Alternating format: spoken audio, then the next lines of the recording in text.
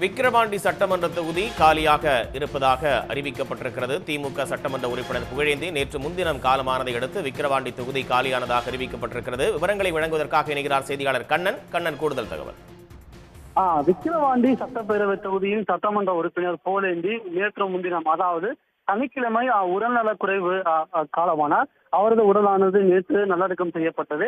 இந்நிலையில் அந்த விக்கிரவாண்டி தொகுதியானது காலியானதாக தமிழ்நாடு சட்டப்பேரவை செயலகமானது அறிவித்துள்ளது.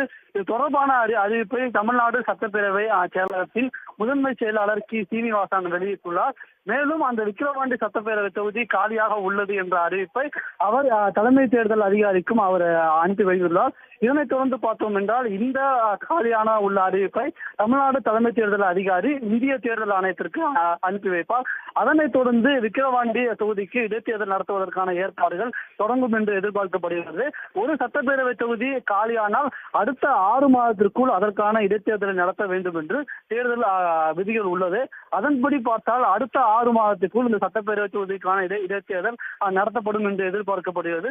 குறிப்பாக நாம் இவர் இந்திய தேர்தல் ஆணைய அதிகாரிகள் மற்றும் கேட்கும் போது தமிழகத்தில் நாடாளுமன்ற தேர்தலானது முதல் கட்டத்தில் வரும் ஏப்ரல் 19ஆம் தேதி நடைபெற உள்ளது. அதனோடு சேர்ந்து விக்கிரவாண்டி தொகுதிக்கு இடைத்தேர்தல் நடத்த வாய்ப்பில்லை என்று அவர் தெரிவித்துள்ளார். வேண்டுமென்றாலும் 7வது கட்டத்தில், அதாவது 6வது அல்லது 7வது கட்டமாக நாடாளுமன்ற தேர்தல் நடைபெறும் நாட்களில் விக்கிரவாண்டிக்கு தொகுதிக்கு இடைத்தேர்தல் நடத்துவதற்கான சாத்தியக்கூறுகளை ஆய்வு செய்து இந்திய தேர்தல் ஆணையம் தான் அதற்கான முடிவை எடுக்கும் என்றும் தேர்தல் ஆணையம் தரப்பில் தெரிவிக்கப்பட்டுள்ளது. உடனுக்குடன் செய்திகளை தெரிந்து கொள்ள சன் நியூஸ் பெல் ஐகானை கிளிக் பண்ணுங்க.